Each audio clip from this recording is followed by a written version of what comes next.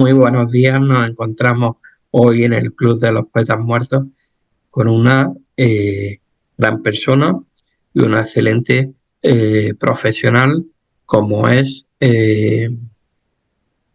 Emilia Iborra Berrabeu, que nos va a hablar sobre diferentes aspectos dentro de la psicoterapia gestal. Para mí es todo un placer contar contigo, Emilia, en el Club de los Poetas Muertos. Igualmente, gracias Antonio. Emilia ejerce desde el año 2007 la profesión de psicóloga y desde el 2018 la de terapeuta humanista gestal. Dirige el Centro de Psicología Bernabé. Su función, como dice ella, a lo largo de todos estos años, es el acompañamiento a personas de diferentes características y colectivos que necesitan una guía puntual sobre las dificultades que se le van presentando.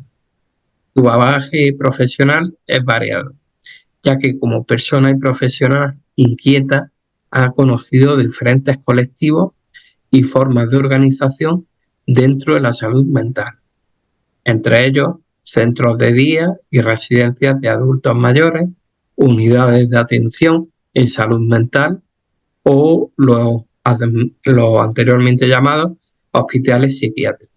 También asociaciones de familiares de personas con esquizofrenia, hospital de pacientes con daño cerebral, proyectos de formación con entidades sociales que actualmente acompañan en su consulta privada, además de participar en ponencias y formaciones a diferentes colectivos de profesionales y personas de a pie. Esta experiencia le ha servido para saber qué espacio quiere crear para seguir acompañando a las personas que día a día llegan al Centro de Psicología Bernabé. Para ella es muy importante que ese espacio cumpla una serie de requisitos que persiguen el objetivo de facilitar el proceso terapéutico del que acude al centro, ya que las personas que suelen venir se sienten muy vulnerables. Cuidar esta parte tan delicada de las personas es una prioridad para ella y por eso el espacio terapéutico tiene las características de intimidad, confianza y seguridad con el fin de que las personas sanen sus heridas y sientan que son respetadas y acogidas.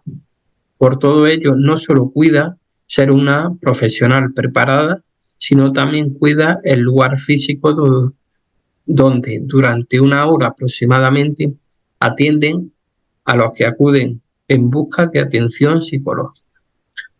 También transmite su gratitud a esta profesión, que la ha hecho ser mejor persona y profesional a través de las diferentes formaciones que ha ido y sigue realizando a lo largo de los años.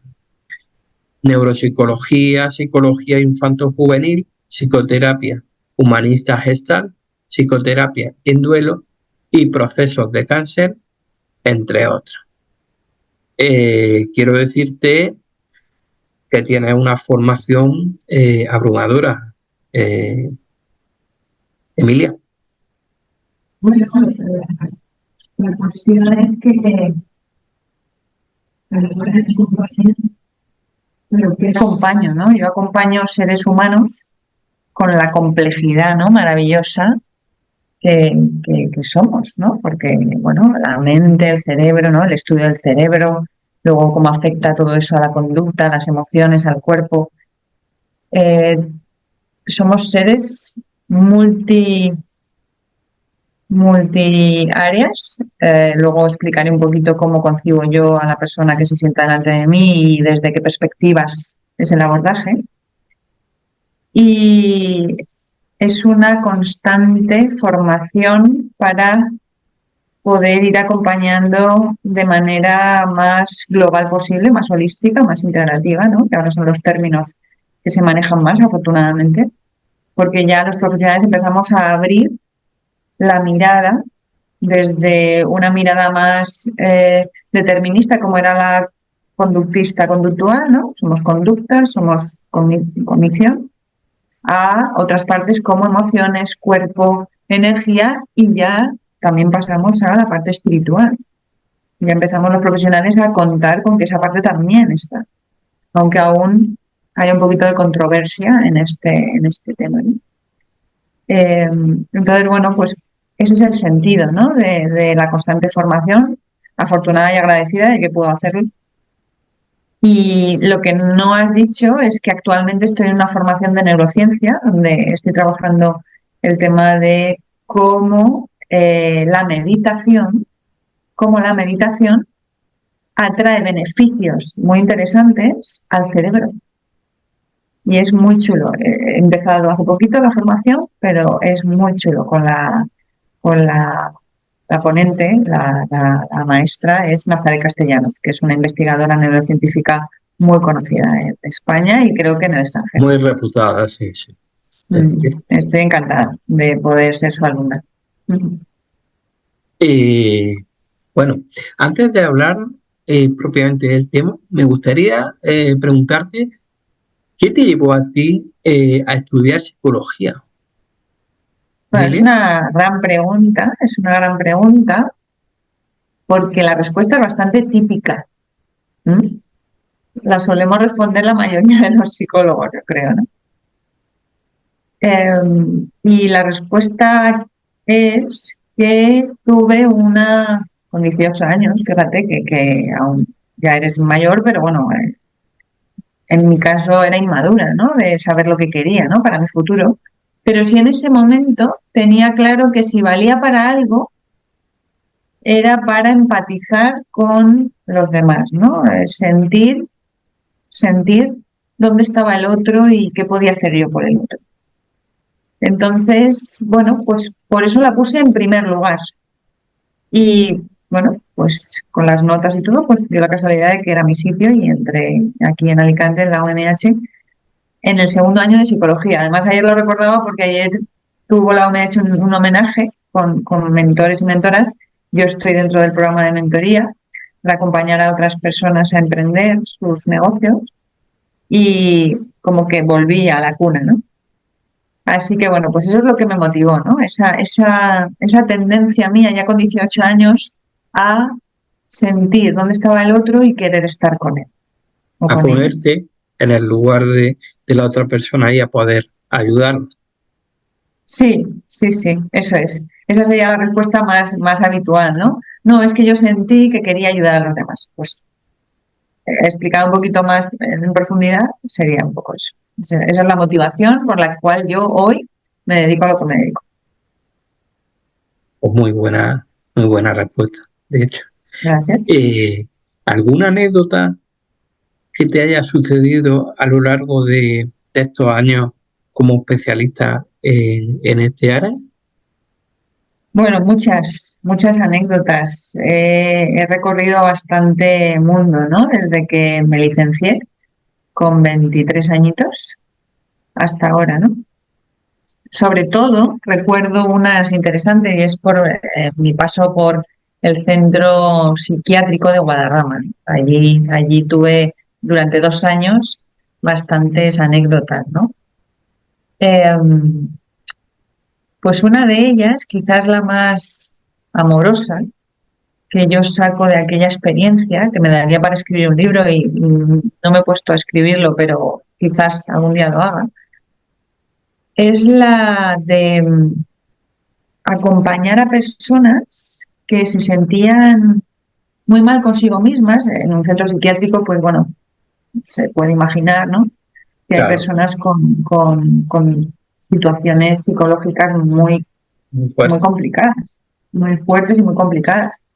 Y entonces allí la tensión que se vive dentro es alta y los profesionales o estamos bien preparados o al final nos contagiamos, ¿no? Y aunque estés bien preparado, te contagias en algunos momentos donde estás más bajo, ¿no? De defensas. Y yo me acuerdo una de las anécdotas más chulas que yo pude vivir y fue maravilloso, es que en la planta tercera del centro, en aquella época, porque creo que las cosas ya son diferentes afortunadamente, en aquella época era una planta restringida, porque la dificultad de los comportamientos era elevada. Y yo fui de las primeras que se atrevió a reunir a toda la planta de usuarios en el salón. Y me acuerdo que las auxiliares y los celadores se sorprendían de que yo fuera capaz de tener a toda la planta, que serían unos 30 y tantos, 40 usuarios, con dificultades importantes, allí en una reunión donde exponíamos todos nuestras situaciones. Y esa fue una anécdota muy bonita porque eso lo pude repetir en varias ocasiones y te das cuenta de que con estructura las personas nos adaptamos.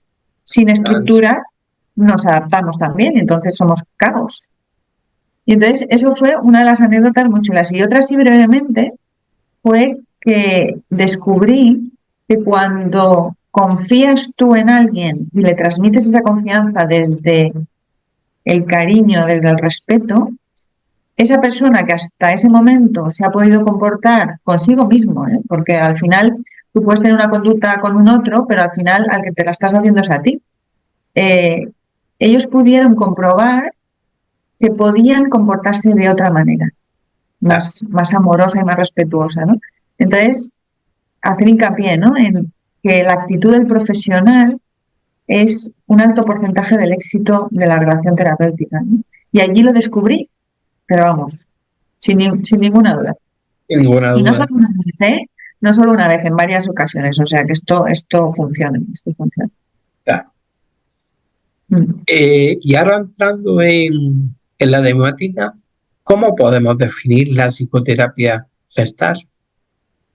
Bueno, eso es algo muy grande. Yo la voy a intentar definir como yo la percibo, ¿vale? Sí. Hablando desde mí. Seguro si hay algún experto en psicoterapia gestal y me escucha, pues tendrá sus matices y sus opiniones. Pero yo Normal, la voy a definir como yo la he vivido, ¿no? tú la ves.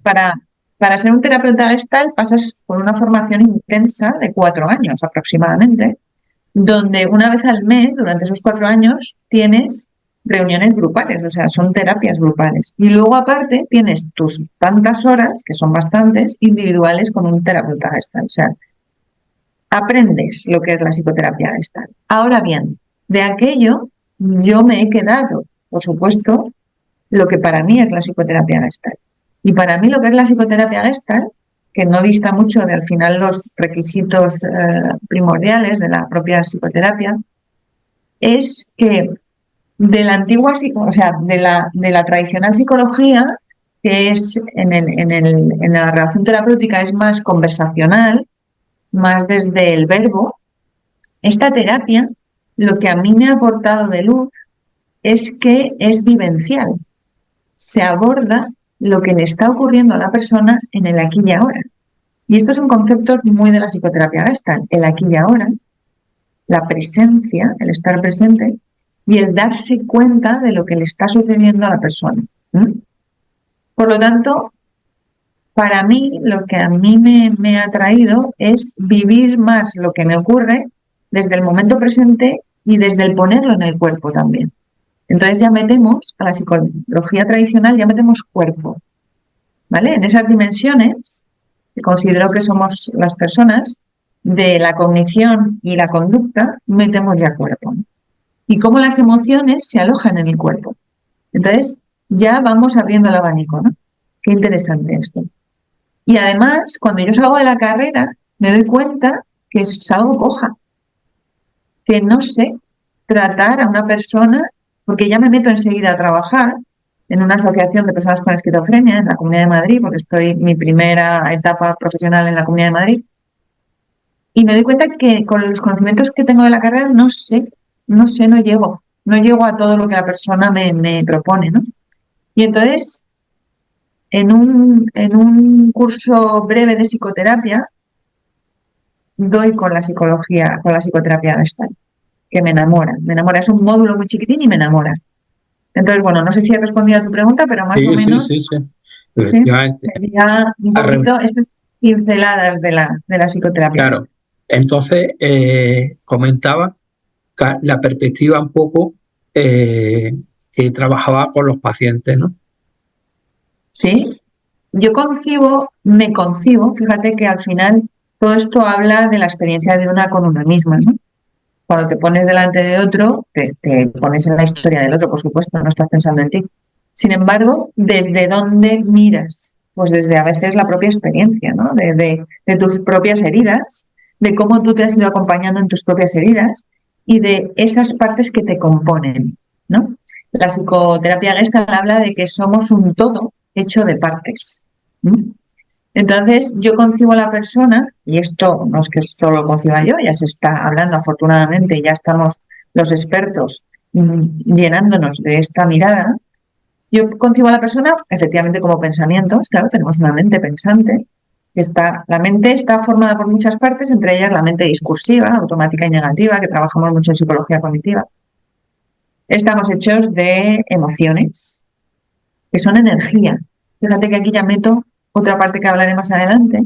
La emoción es un chute de energía que dependiendo de la emoción tiene unas características u otras y te mueve hacia afuera, te mueve hacia adentro, que se aloja en el cuerpo, tercera parte, ¿vale? Ya llevamos pensamientos, emociones, cuerpo, energía, que hablábamos, somos un cuerpo energético también, y esto ya no es algo que nos inventemos unos cuantos, sino que ya los físicos cuánticos, médicos, investigadores, físicos teóricos están, ya no, ya lo llevan haciendo mucho tiempo, pero se está oyendo cada vez más.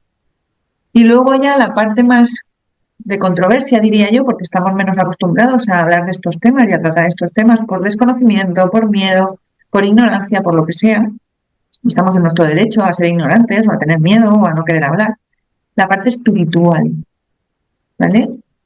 Esa zona desconocida de nosotros, que no por ser desconocida o no querer verla, no la tenemos, ¿vale? Por lo tanto, desde ahí acompaño, por supuesto, con la formación previa en todas estas áreas y sigo en formación continua. Desde ahí acompaño a la persona que se sienta en la butaca de enfrente, ¿vale? Y desde ahí, como paciente que soy desde hace 8 años, como consultante o como usuario, ahora hay controversia también con cómo nos llamamos los que vamos al psicólogo o al terapeuta, desde ahí quiero que el psicólogo me mire, porque yo soy todo eso. Y si yo no tengo a alguien que me acompañe en todas esas áreas, pues me está acompañando de manera coja también. Entonces yo eso le pido a mi terapeuta, que por favor me mire en todo lo que soy. Johan, ¿qué has aprendido de la psicoterapia Gestalt? Pues mira, he aprendido a que lo que le pasa al otro conmigo no es personal, está en el otro. He aprendido a que lo que me pasa a mí con lo que está sucediendo no está fuera. Es algo que conecta conmigo y con algo pendiente que tengo dentro de mí. Y eso me ayudó a vivir las relaciones y los vínculos con menos drama. Porque antes me sentía atacada con lo que alguien dijera de mí o lo que alguien me dijera a mí, ¿no? El que dirá. Los 4 años de terapia me enseñaron a que el otro estaba en su historia, con su proceso, y se estaba defendiendo de algo que tenía que ver consigo mismo. Y que yo estaba en el mío y que yo estaba interactuando desde el mío. Entonces he aprendido a recoger cuerda y no ponérsela al otro cuando no le corresponde, y a devolver cuerda cuando no me corresponde lo que el otro me está intentando poner. Eso, una de las cosas, pero vamos, infinidad de cosas he aprendido, a bajar al cuerpo. Claro, yo me acuerdo de las primeras sesiones que me decían, Emi, no pienses, baja al cuerpo. Y yo decía, ¿pero qué es bajar al cuerpo? ¿Cómo bajo al cuerpo? ¿Cómo es eso de bajar al cuerpo? Y era, no, eso que piensas, siéntelo, ve a la emoción y baja al cuerpo y vívelo en el cuerpo y desde el cuerpo. Y entonces a partir del cuerpo lo trabajamos. ¿Vale? Pues es otra cosa que aprendí. ¿Y qué podemos recuperar a través de ella? ¿Qué podemos recuperar nosotros como seres humanos a través de la psicoterapia Gestalt? Exacto. Bueno, yo creo que veladamente lo he ido comentando, ¿no? Pues por ejemplo esta conexión con el cuerpo. Yo paso consulta 4 días en semana, casi, bueno, a veces 5. Imagínate las personas que se pueden ir sentando en esa butaca enfrente de mí. Y te diría que un alto porcentaje, no sabría poner la cifra, porque no he hecho cálculos, pero bastante alto, más de 70, más de 80. Estamos cortados, ¿vale? Solo pensamos. Esa voz interna, ¿no? Que nos habla de todas las maneras, que en este curso de neurociencia, en la segunda sesión, ya nos ha enseñado la gran mayoría de castellanos que esa mente tan parlanchina es una red neuronal por defecto, o sea, es un estado por defecto, que si tú no traes la atención y la dominas, se va a ir a esa mente parlanchina constante, ¿no? Entonces, estamos cortados en esa red neuronal por defecto y nos olvidamos de que somos un cuerpo. Y entonces ocurren los accidentes, ocurren los golpes, ocurren, ¿vale? Cosas así que parece que no tengan nada que ver con mi estado interno, pero tienen todo que ver. Cuando yo tengo un accidente o me corto o me quemo o tal, no es casualidad. ¿Dónde tienes la mente en ese momento? ¿Vale? Que no la tienes en el cuerpo y en el espacio. ¿Vale? Por lo tanto, esa sería una de las cosas, ¿no?, que me ha dado esta psicoterapia a la hora de acompañar, ¿no? Y darme cuenta de que estamos cortados y que necesitamos volver a conectarnos con nuestro cuerpo, con nuestras emociones, con nuestra alma. Estamos desconectados del alma porque el mundo de afuera es tan ruidoso y tan dinámico y tan a prisa que nos olvidamos de conectar con quienes somos realmente. Entonces, bueno, pues todo esto te cuento. Emi, ¿en qué consiste tu metodología? Bueno, pues mi metodología eh, consiste en, como decía antes, ¿no? Ya va creándose conforme yo voy viendo qué me gusta y qué no me gusta del trato que yo voy aprendiendo en los diferentes puestos de trabajo a los que acudo, que son variopintos, eh, cómo se ha de tratar y cómo no se ha de tratar a las personas. Entonces, mi metodología ya empieza con el lugar físico. Aquí se ve muy poquito del lugar físico donde yo estoy en el despacho. Y está cuidado, ¿no? Cada detalle está cuidado con el sentido de que sea acogedor y abrace eso que hablábamos antes de la vulnerabilidad de la persona, ¿no? La persona viene al terapeuta normalmente herida.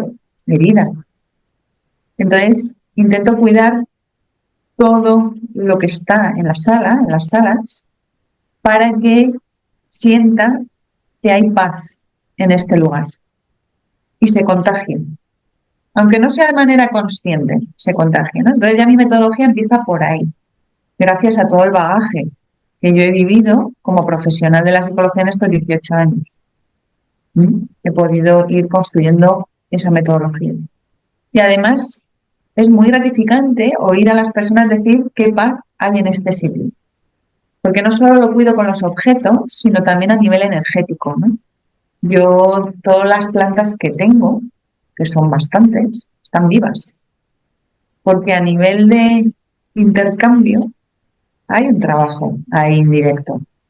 Luego la música, ¿no?, que se pone durante la sesión, el hilo musical también tiende a facilitar el bajar esos estados alterados a nivel nervioso, a nivel mental. Y luego comienzo las sesiones con un ejercicio breve de centramiento, que lo llamo.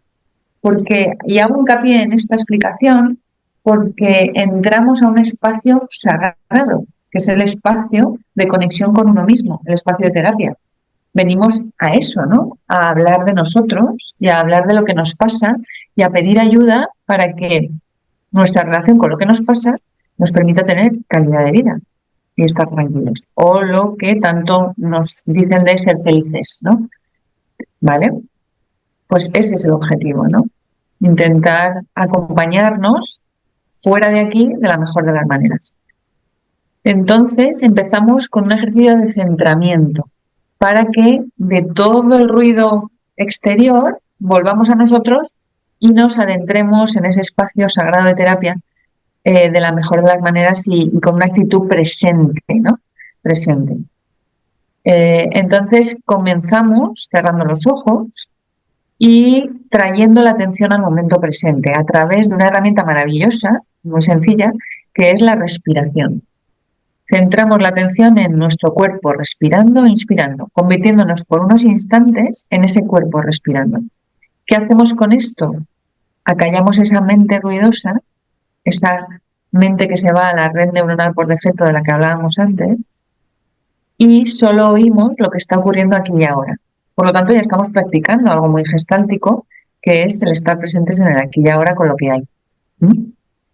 Y luego hacemos un escáner corporal para ir relajando y soltando la tensión acumulada en el cuerpo a lo largo de la semana o del día, para terminar pidiendo la asistencia y la guía con aquello que cada uno resuene. Pueden ser seres, puede ser un dios, puede ser una energía, puede ser el propio ser superior, ¿no? Esa inteligencia superior que existe, aunque la veamos o no, pero está ahí para cumplir con el objetivo principal, que es que todo lo que se aborde durante la sesión sea para el más alto bien de la persona en cuestión y de los seres que le rodean, porque si uno está bien, eso se transmite, y si uno está mal, eso se transmite, ¿no? al entorno. Entonces, bueno, ese sería el inicio de la sesión, y luego ya formulo la pregunta de qué necesitas del espacio de hoy, ¿no?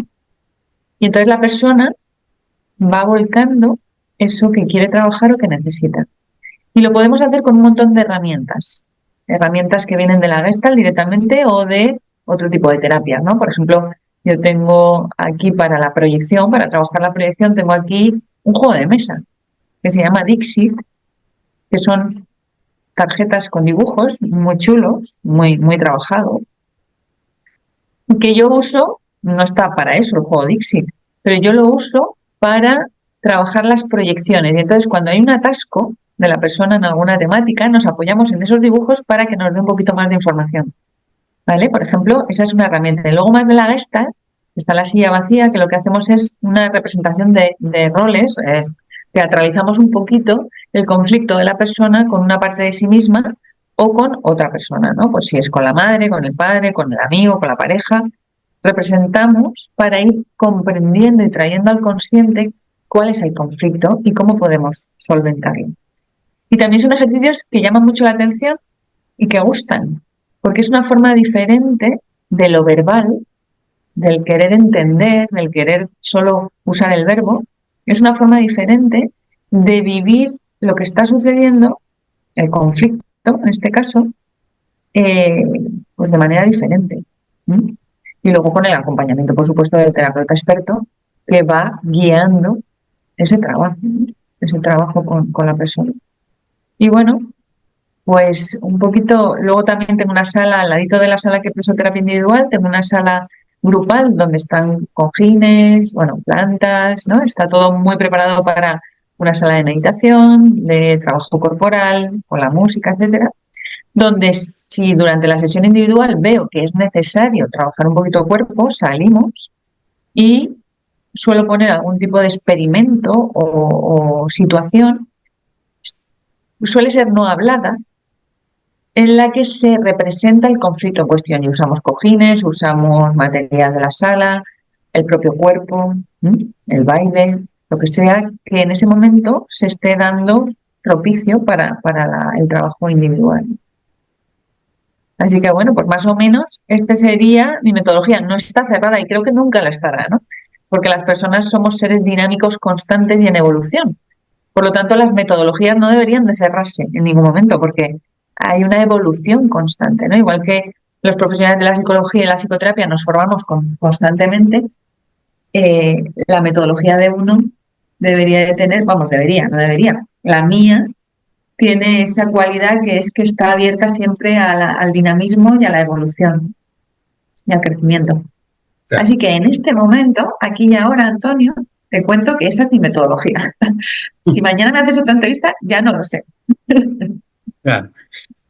¿Por qué crees tú que es bueno acompañar desde el abordaje con los pensamientos, con las emociones, con el cuerpo, con la energía y con la conexión espiritual, lo que ahora se llama un abordaje o una psicología integrativa y holística? Porque es buena. No me gusta mucho, no soy muy amiga del bueno o malo, del juicio, ¿no? Al final, y de la categorización. Yo creo que toda herramienta, y esta es otra, toda herramienta le llega a la persona indicada en el momento indicado. ¿Mm?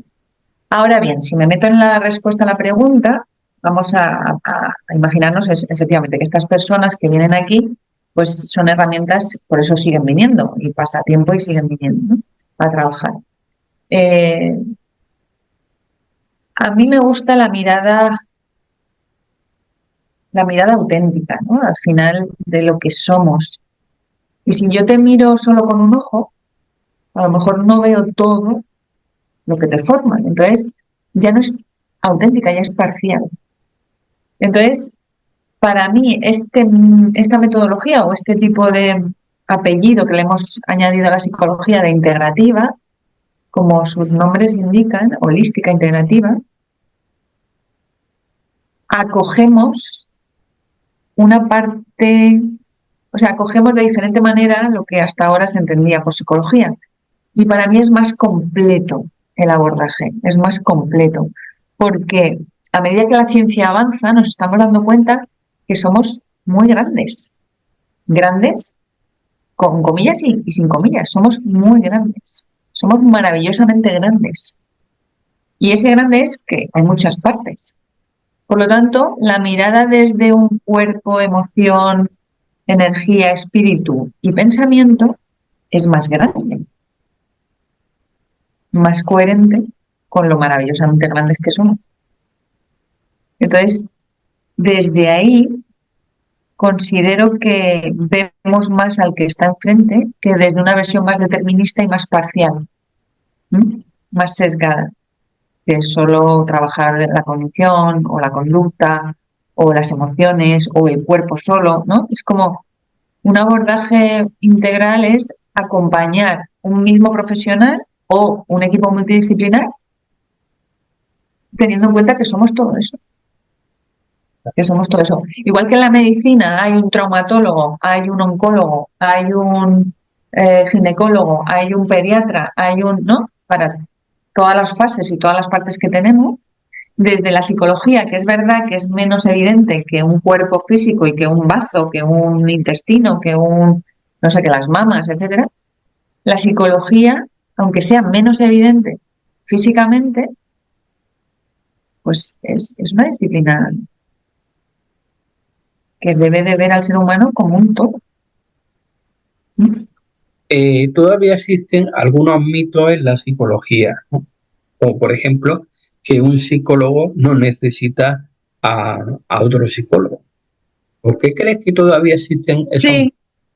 Sí, eso es cierto y yo soy víctima de eso, pero víctima de familiares incluso, que me llegan a decir, pero si tú eres psicólogo, ¿cómo es que estás en ese momento o cómo es que te estás tomando eso así? Y eso duele, hace dañito.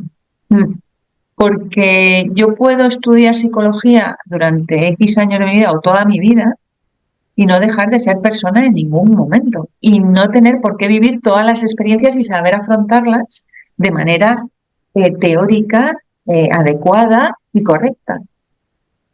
No dejo de ser persona. Entonces, es verdad que un médico va al médico y tampoco se le cuestiona tanto, ¿no? Pues sí, tiene que ir al médico, ¿no?, a verse, a hacerse su chequeo, si se ha roto un hueso, a que se lo arreglen, ¿no? Sin embargo, los psicólogos no tenemos esa licencia, o a priori no se tiene tanto, y espero que quien vea esta entrevista y vea este tramo, por favor, si sigue pensando, pues psicólogo, no debe ir a psicólogo, que mi testimonio le sirva para empezar a cuestionarse eso un poco y ser más benevolente con los psicólogos que se vaya encontrando, ¿no? Y mira, te voy a contar una experiencia en la cual si yo no hubiera ido al psicólogo, yo creo que no estaría aquí hablando contigo en este momento. ¿Te parece que te la cuente? Es una experiencia personal. Me parece estupendo. Vale. Porque además, Pues, sí. dime. No, porque además yo conocía a la persona en cuestión y la verdad es que era muy buena persona y, Efectivamente. Y él te y conoció a ti, o sea, creo que es conveniente contarlo. sí. Pues voy a contar esta experiencia para aportar, con un sentido de aportar dos cosas. Primero, completar esta respuesta a la pregunta del mito, Y segundo, para aportar luz a aquellos procesos que aún estén en oscuridad o en más oscuridad, ¿vale? Bueno, yo he de decir que soy especialista en duelo desde hace 5 años. Acompaño duelos desde la pandemia, sobre todo, que me llegaron bastantes casos, por todo lo que pasaba con las personas mayores, por algunas muertes más jóvenes, etcétera, pues empecé a acompañar. Y entonces me especialicé en psicología del duelo. Y desde que hice la formación Gestalt, que estoy en terapia individual, que estos son 8 años ya.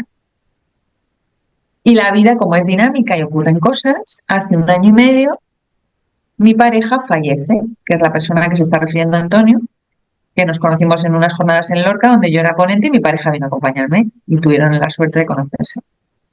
Y de repente, al poquito de esa jornada, falleció de repente. Una noche estábamos hablando y al día siguiente ya no estaba. Le había dado un infarto y se había quedado en el momento.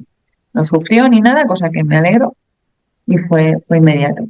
Pero claro, para los que nos quedamos aquí, el cerebro no es capaz de entender y de asimilar lo que está sucediendo y entonces, bueno, pues imaginaos, ¿no? Si estáis pasando por una situación así o no, os podéis imaginar lo devastador que es en ese momento que eso ocurra. Gracias a mis 8 años de terapia individual, gracias a esos años, yo a día de hoy, habiendo pasado 1 año y 6 meses, estoy como me veis, aquí. Tengo mis días más altos, medios y bajos, pero de lo normal estoy bastante orgullosa de mi proceso de duelo. Y con esto lo que quiero transmitir es que mi bagaje de terapia individual me ayudó porque yo con este duelo entré en la oscuridad más absoluta.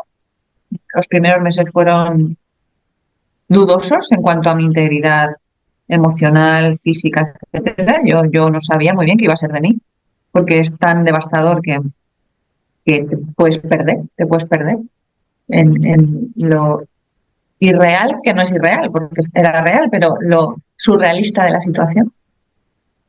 Y gracias a esos 8 años de terapia, yo he ido acompañándome en el duelo de una manera cada vez más amorosa, porque al principio no sentía amor hacia mi emoción tan oscura, ¿no? tan negativa. De hecho, me veía fea emocionalmente, ¿no? Gracias a mi bagaje de terapia individual, que no tanto de psicóloga, como psicóloga, y lo digo bien alto. La teoría te ayuda a entender, a hacerte esquemas, a prepararte para ir acompañando con herramientas, con estrategias a las personas que vas acompañando. Sin embargo, lo que a mí me ayudó a salir de esa oscuridad que ya era mía, no era de otro, ya era mía, fue esta ayuda individual y estas herramientas que a mí me han dado como persona paciente, ¿vale? O usuaria. Entonces, con esto lo que quiero es abordar esos 2 puntos de vista, ¿no? Por favor, no entendáis que por un psicólogo, por mucho que haya estudiado, no le van a doler las cosas. No va a sentir como humano la pérdida de un ser querido.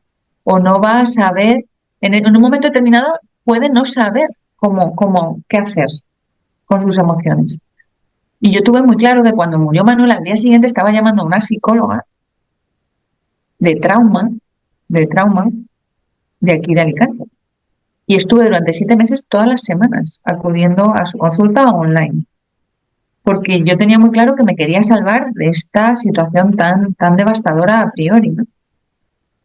Y luego, como experta en duelo, como especialista en duelo, me doy cuenta de que ahora acompaño con una experiencia mayor, porque ahora soy experta vivencial de lo que es pasar por un duelo. Y yo ya he perdido a mi padre y fue un duelo complicado, o sea, fue un duelo potente, no complicado, sino intenso.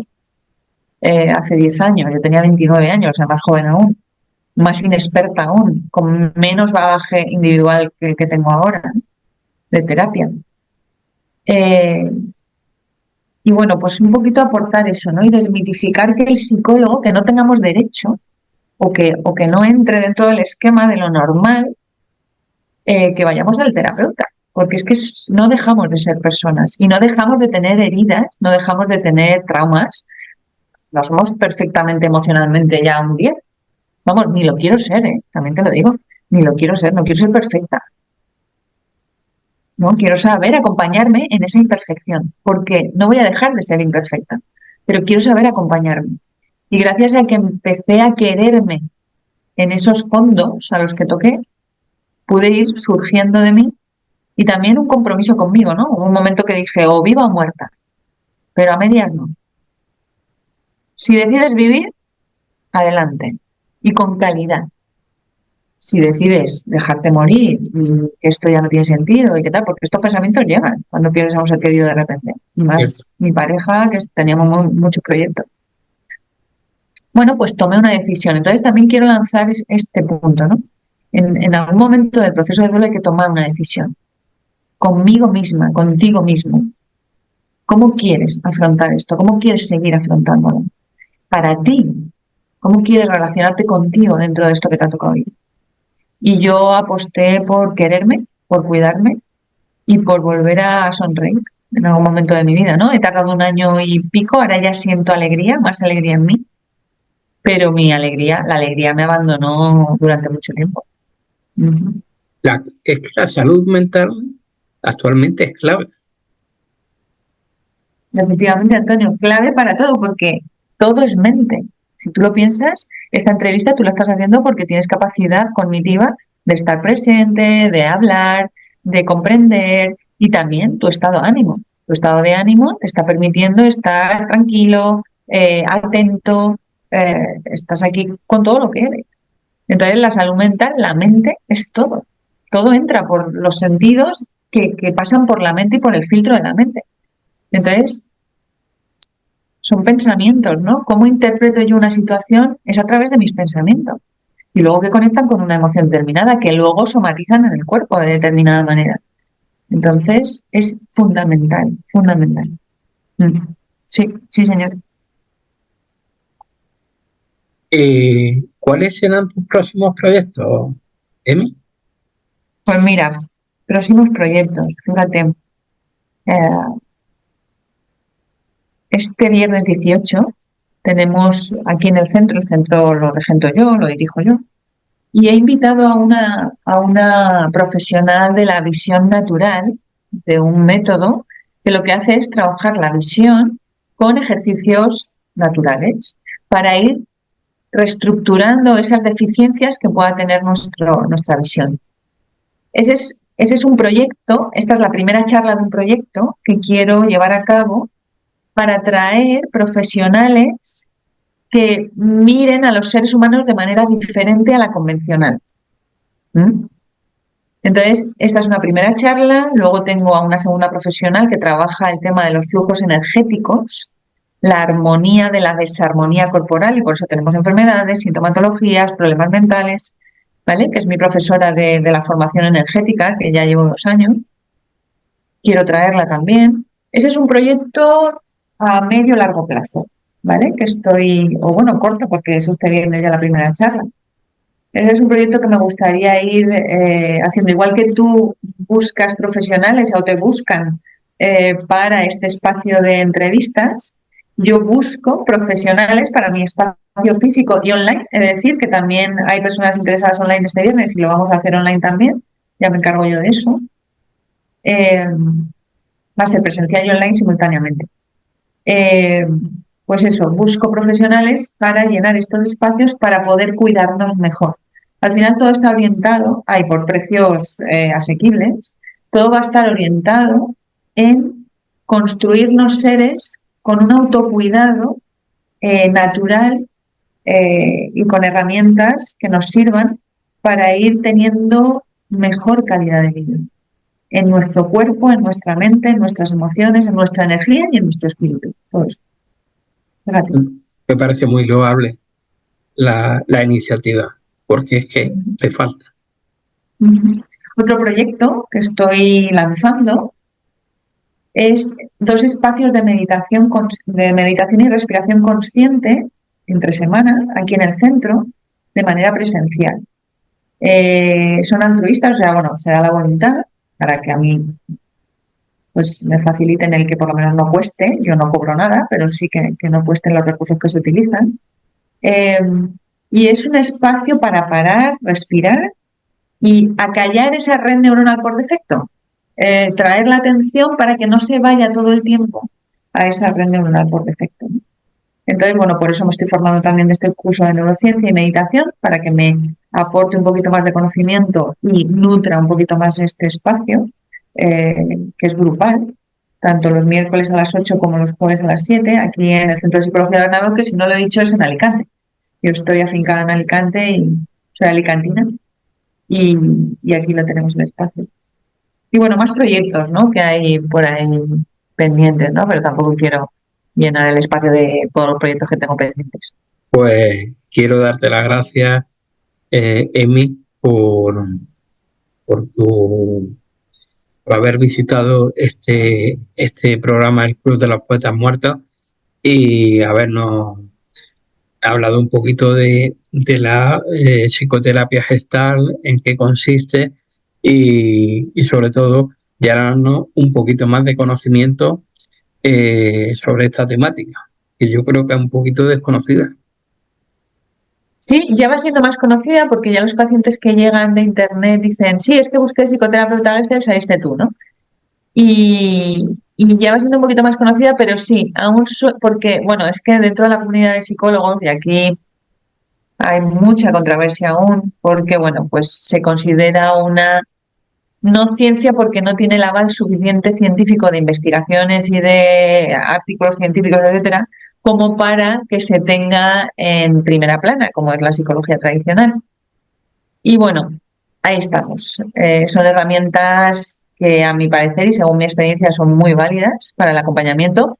Yo no dejo de tener la carrera de psicología, que es lo que me da el aval científico, y de hecho uso herramientas de la psicología más tradicional cuando así lo considero. Sin embargo, y aquí hago un llamamiento a mis colegas bueno, en esa línea de lo integrativo, ¿no?, de la mirada amplia, que por favor no se cierren, ¿no? No se cierren en banda a este tipo de herramientas que pueden ayudarles a ellos a otra pata más para ir acompañando a sus pacientes. Pues un placer muy grande el haberte tenido y bueno, espero que la próxima vez ya nos veamos en persona. Yo también, Antonio, muchísimas gracias de verdad a ti, al programa, por contar con profesionales y darles voz, sensibilización y visibilidad. Y nada, pues encantada de haber estado y sí, yo también espero que nos veamos en persona. Un abrazo muy grande desde Alicante. Un abrazo.